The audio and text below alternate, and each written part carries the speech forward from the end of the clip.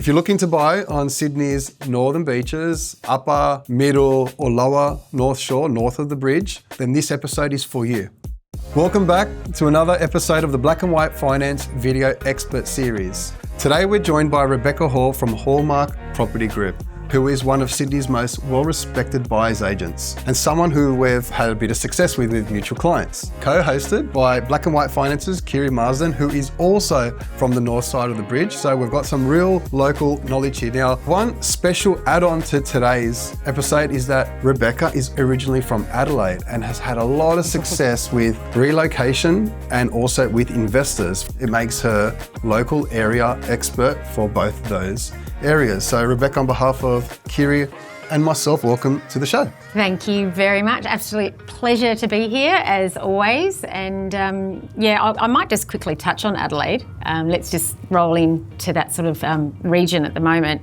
I grew up there and I think having seen the market change so much, and now obviously, in the boom time which we've had, Adelaide's growth has been absolutely fantastic. At this stage, we see it going quite steady now. So it has leveled off, but there are still some incredible buys there. But I doubt in the next year or two that you'll be able to get a coastal property along there and something, on a decent block of land for under $1 million, because that's how fast it's moving and everyone's cottoning on to buying down there. So it's a well-established place, and it's made its mark on its map now.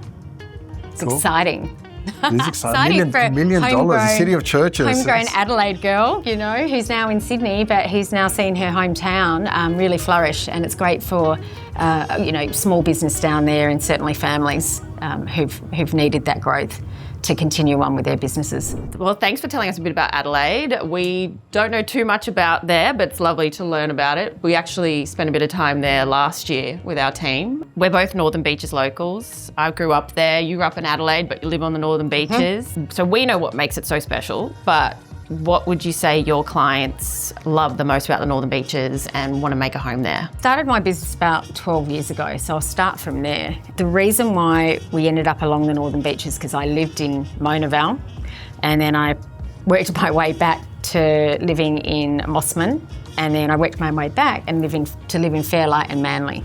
Now, those particular suburbs in that region are flourishing again, but I would say the buyers that we work with are moving to the Northern Beaches because of lifestyle and more money for your buck. And it's so important to say that because I have lived in the eastern suburbs, I've lived in the western suburbs as well. And what I've found is our buyers and who we work with are looking for larger blocks. They're looking for maybe 40 minutes or 45 minutes proximity back to the CBD, but also privacy. And what the Northern Beaches offers are, your stock standard, rectangular blocks that have a 3 to 4 bedroom house on them, and you're not waving to the neighbours literally right next to you. And it's such a beautiful place. The lifestyle that you have there really resonates with a lot of buyers that are coming from overseas, interstate, and certainly from the dark side, the bridge. The bridge, the dark side. Yeah, the dark side. Yes. We get called the dark side the opposite way round, right? But at the end of the day... so where's God's country? North of the bridge or south of the bridge? So north. Yeah. But, there's elements to the whole of Sydney that have some great, exceptional suburbs with great capital growth. But I'm definitely biased. I'm anywhere from the bridge, all the way through to the Northern Beaches. Yeah, it's a great spot, isn't it?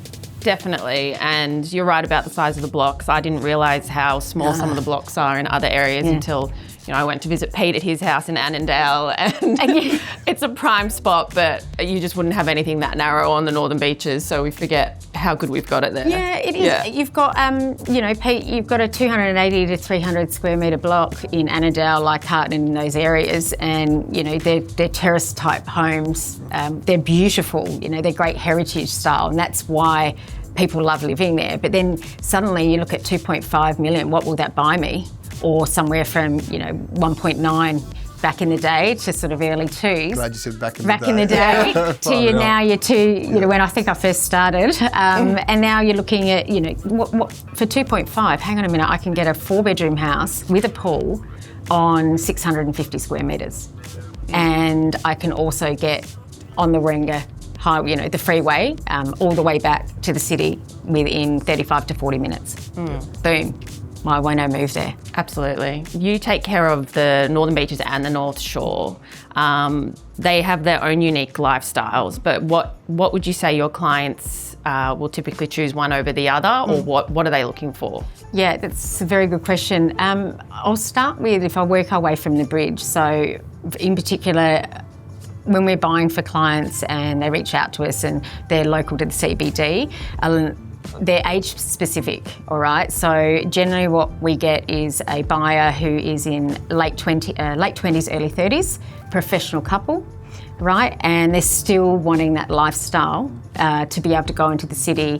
They don't have children yet, and they don't want to feel as if they're starting to go out to the suburbs, a bit of suburbia, and they still want to be connected to having a nightlife and walking over the bridge, etc. So when we talk regions, we're talking lower North Shore. So I would say I follow the coastline from North Sydney, right? Kiri, where the bridge is there. Follow that around to Neutral Bay and Cremorne. Those suburbs there are great for that age bracket. All right, they really are. You're still getting the sense that you're in a village type lifestyle, but on top of that, you are generally looking at that age group who love to go to the city as well, and they'll venture out to Enmore for music shows and things like that. Yeah, they still want to be connected, right? That's it's like a bus ride over. It reminds me of my Macquarie days. I used to finish work and then get a bus over and work at the pizza shop there, and then get a bus back and then go to Hurstville, I think it was back then. So it's very quick. So it's 4 minutes approximately. Yeah. So 4 minutes from there. So that region is particularly attractive to that type of buyer. And secondly, you're looking at apartment buying there is still, if you're a couple, is still quite achievable. You're looking large one-bedders from about 900, okay, plus. They were a couple of years ago around that 790 to 850. We're out of that ballpark now. It is coming down a little bit, which is good. So there's still hopium out there for buyers. But if you're in that bracket, you've still got a chance of getting a large 2-bedder as well, which we recently purchased. And that was in Cremorne, and that was roughly around 1.250, large 2-bedder, okay? And it wasn't all original, you'll have. So they still got a good property, and they didn't have to do too much work to it, which is good, and a car park. So that's important in that area. It's very important. Yes, I will say though, we have a luxury over, from the bridge going forward in those suburbs. The luxury, you're still able to find car spaces, and I found when I used to live in the east, it was quite congested. We still have that feeling of space again in those areas, which is great. Now, let's not forget the downsizers. That area of the lower North Shore, your Milsons Point, your Wavertons and all through there, it's great for downsizers. And the infrastructure alone at the moment, it's really enabling owners who've been in their house for 70, they're 70-year-olds and 80-year-olds to now move and take advantage of that lifestyle, which is right near the bridge where they can walk everywhere. And they're buying things like penthouses or 3-bedroom apartments in luxury blocks. Some aren't as luxury, but they've still got the lifts. All right, so that's what we're seeing in that coastal area, just in that North Sydney pocket. And that also translates to going all the way around to the areas in Mossman. So that's your lower North Shore sort of spectrum. The draw card for that as well, young professionals, I feel is when they start their families, they then start to broaden out and start to move further north. So you've got lower north and middle and then upper. Yeah. So there's like the mid, okay. So we've got upper North Shore, Turramurra, Pymble. If you're a buyer looking for that lifestyle, the leafy green, the larger streets, the bigger houses, the much bigger blocks, okay? They're substantial blocks. It offers an exceptional lifestyle and living. Not only that, amazing schools. Great schools for your kids and an awesome community. They're the areas that people are drawn to. all right? So, so covering that, then you get to the Northern Beaches, people wanting to be close to the beach, 15 minutes. You know, from Warringah or Pymble, or we're just going to go up, or French's Forest, right? Wow, French's Forest, really untapped suburb. We're starting to see some great things happening there. French's Forest, new development opening up. It's already been passed, so we've got a 5-year to 10-year plan that will draw in apartments as well, but also community lifestyle and living, and a recreational park, which is going to bring the Northern Beaches, the top of Chatsworth and Roseville, going over the Roseville Bridge, all of that community together, and enjoying that lifestyle that's going to provide. So it's exciting. So I'm excited. There's some local residents who, you know, oh no, not, you know, it's going to have a big block, but we need it. We need to bring these suburbs together. So it's exciting. It'll be the connection. It's going to be the connection, but they've done it really well. So you're not going to feel like you're on top of each other, or your house is, you know, the designs have been thought through, which is great. Sounds like you've got the inside scoop there. I've got a lot of inside Hidden scoops. secrets here. I do. Good for our listeners here, getting the inside scoop here, the real insights. But what that means as well, if you're a buyer and you've bought in those suburbs, the sky's the limit, because the draw card in those suburbs will be that infrastructure, will be that new bus depot, will be those new connections. And I'm probably going to throw a bit of fire on this conversation now, because I am really keen to see that tunnel join. I wish they would put it in, and everyone, we don't need more people. You know, everyone wants to put the drawbridge up at the Spit Bridge. You know, let's raise it. Look, we can't stop. We can't stop growth, and we need it. You know, especially to avoid that congestion in the future. And it'll be great for connecting the dark side to the north side and becoming one. To the light. Well, that's cool. So we understand like the lower North Shore, middle. Now do we go high in our beaches, or do you think we've covered enough of north of the bridge now?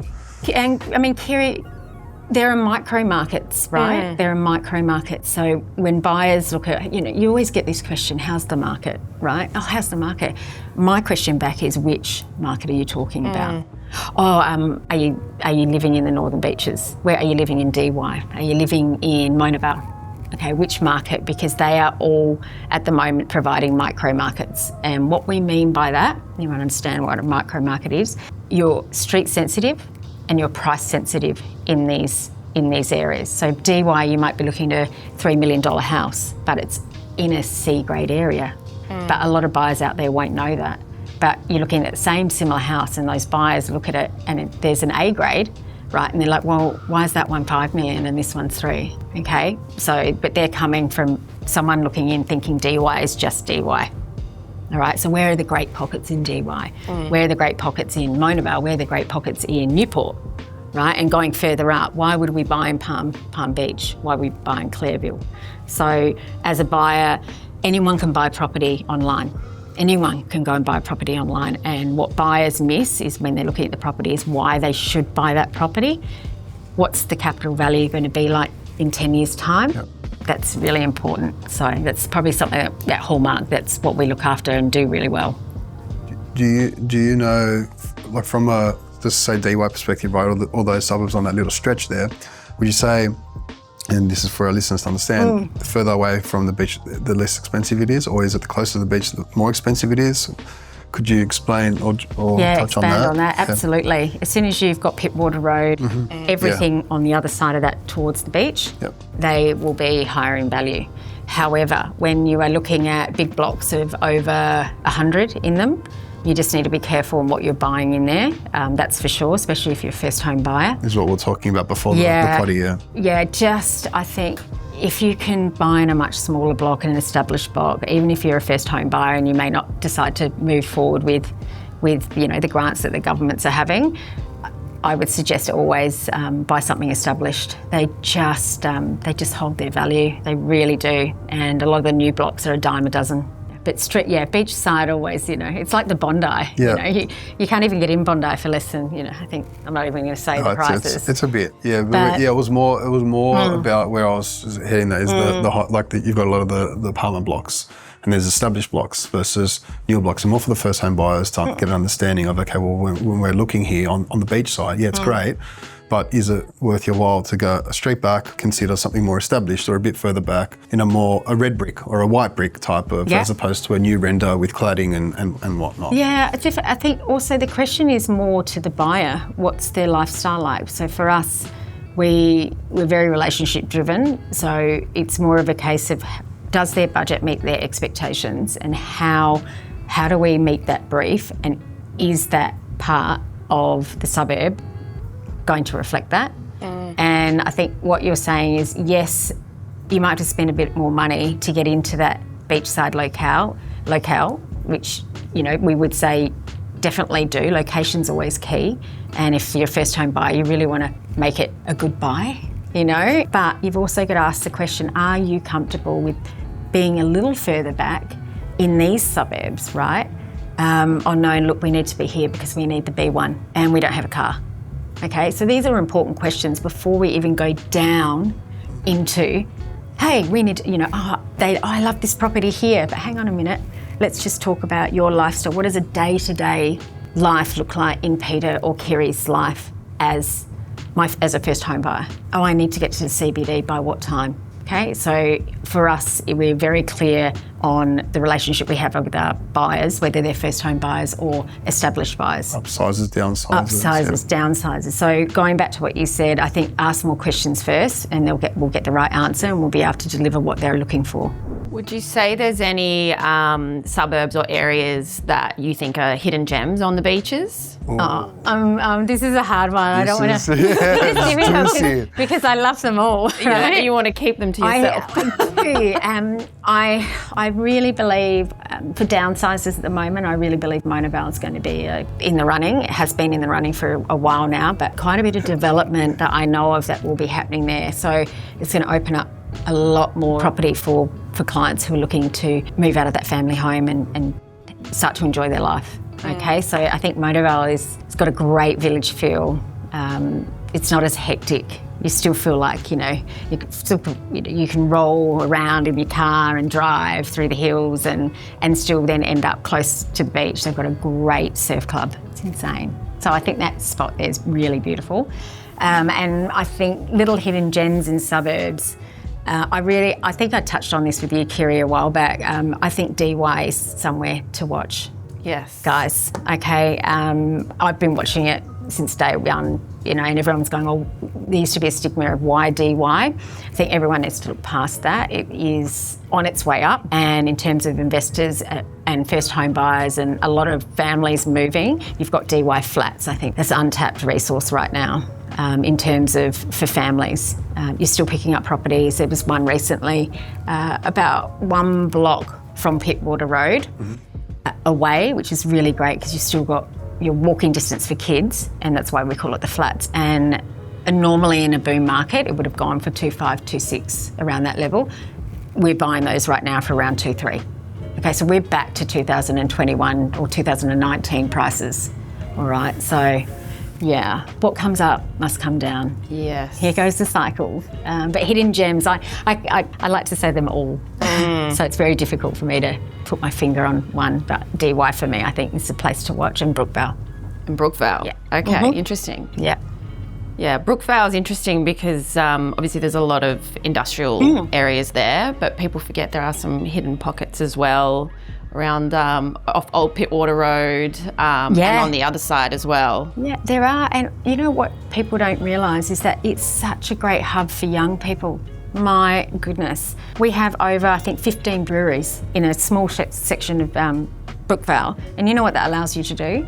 It allows you to go on pub crawls. Not so you can get completely blind and, but you're understanding these businesses, and they're small businesses, and they've worked hard, and they're local to the Northern Beaches, right? But what they do is they offer a community lifestyle of younger kids who are just finishing school and turning 18, and what they've done is make it more of a pleasant and welcoming understanding of drinking as well, but also, you know, in a controlled environment. And I think that's so key, especially for young people who are, you know, just coming out into life. But it's opened up such a community in Brookvale, and even the industrial right now is not deterring buyers because they're loving walking, you know, to these specialty shops that are in their warehouses full of, you know, like industry clothing. You've got clothing warehouses, secondhand places, things like that. So thrift stores, and you know that's very exciting for young people because you can walk from A to B around this sort of suburb and really enjoy that locale. Yeah. Sounds like a lot of fun. It's I put you guys in. We're in family spirit, all sorts. You know. So there's these pockets. Yeah, watch this space. I've seen they've started to put art shows in some of the breweries as well to try and bring in a younger crowd too, which is nice. Yeah, it is, and it's just supporting. It's a support network down there, and I think what the Beaches does deliver is that, and you get that from the North Shore as well. So Lower North Shore all the way through, you've got really strong communities. That's a massive attraction for buyers, you know, who want to move to this side of the bridge. Like, it's just the communities. Getting from A to B is a lot easier over here as well, I've found. Yeah, and the new infrastructure they've put in, a few little loopholes, but once you get used to it, you can map your time in the morning, what time you need to leave to get to where you need to be, and it's brought these regions together, which is fantastic, and the only way is up right now. Buying on the Northern Beaches and the North Shore can be really competitive. What do you think are some of the mistakes buyers are making, or how they would benefit by having a buyer's agent? As I mentioned, anyone can buy, but it's having that local knowledge, and local knowledge comes from expertise of actually being in the industry for quite a long time. Now, 26 years for me, and all my team, I say my team who work with me, been working together now for years, and a lot of them have been working with trusted real estate agents, very big brands. What makes us successful is the trust our clients when they come to us have in us to make a clear decision for them, and also give them clarity on what they're buying is actually a good product. So it's important for us as well. Our team, we've developed quite a process in how we work with clients. And I think, Peter, you know, when we've worked together with one of your clients as well, they had definitely systems. The client was never asking what's happening next. Yeah, like there's always proactive. I don't want anyone. I think we can all get busy, and you know, one thing that's really important to know here as well, we are human beings. If you treat someone with the same respect, right, that they have, the communication and the buying process becomes seamless. Okay, it is so important. People forget that. Okay, we're human beings, do the right thing, get great clients, deliver the great service, and you'll always have repeat business. Now, unique to us really is we're all about relationship building, and the lifestyle comes from that for our clients because they trust us, and what we have at the moment is a referral network that has stood the test of time, even in high and low markets, and that's really important to know. But we have walked away from many properties for our clients based on trust. We're just not buying it. You know, I don't care how much they love it. And I can't put my name to it. Or they have to sign an agreement to say why, you know, we really love this. I don't care. I wouldn't be doing my job just trying to continue on and sign it off just because I want to start with another client. It's not how it works. If you're working with people like that, you're in the wrong business. Yeah. So you've got to have your client's best interest at heart. Yeah, and you would be surprised. Like it's not a deal. Easy. It's not a transaction. It's not a transaction. It's a lifelong ever. relationship. You're helping a person. Yeah, right. ever. And I'm so excited to say this. I work with such a great team. Everyone talks about teams. I'm talking about these women I work with in my team. They go the extra mile. I see it in the reviews. I see it in their clients ringing me. I get text messages from them. I get photographs from clients saying this is our new house. This is months on end. This is our update. You know, when you're getting that feedback, you know that you're on the right path and you're doing the right thing. And I don't think, you know, in business you're always learning. Never be complacent. You can always get things wrong, but you can certainly put your hand up and say you did. Yep. It's really important. I love that humble approach to things. Like feedback is is so important. And you can always get better. Yeah. I think I asked you, Peter, is there anything else I could do differently? You remember how do I lose control of that? Like, just keep going. Don't be embarrassed to ask. You know, it could be the start of a great business or the end of yours if you don't ask. Part of why we were in Adelaide last year. Because we try and we spend a couple of days together as a team trying to do the same thing as you, because you're only as good as your last experience, or in sport they say you're only as good as your last game. But you're only as good as that experience, and you learn from it. And you want to be 11 out of 10 or 10 out of 10. You got to keep pushing and trying, and You do, caring. Absolutely. But your relationship that I have had my experience with you and your team, and I think I have a little list of continue to contact. We made the list. Yeah, okay.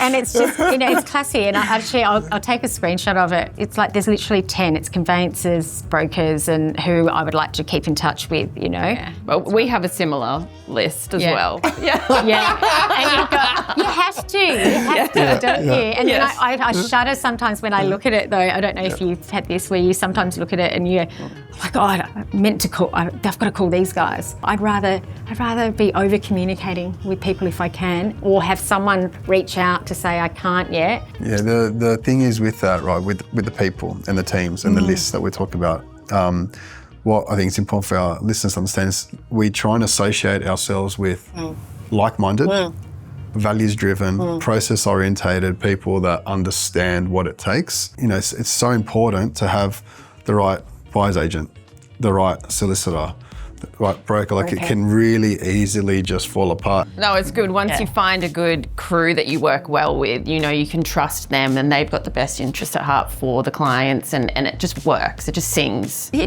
and I mean, the question that you had was, what makes us different? We're relationship driven. The transaction's one very small part of the equation.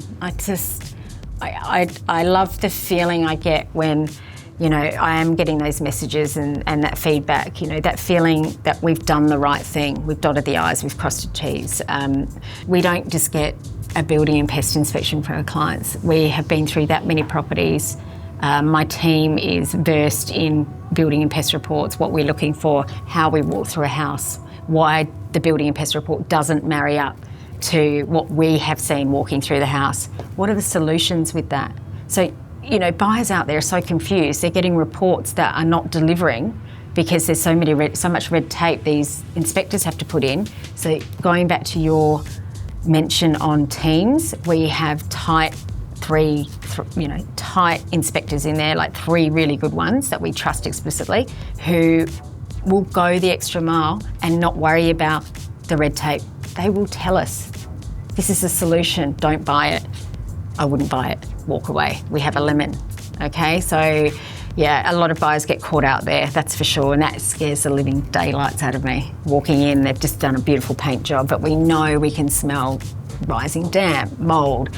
It's okay to have those things in properties, right? But it's not okay to not understand on how we fix or treat it and how much money the outlay. That is the point of difference for us. We have a select team, builders, waterproofers, tilers, you name it on there that we trust, who at the drop of a hat we can call them and get them into a property within an hour or within that day.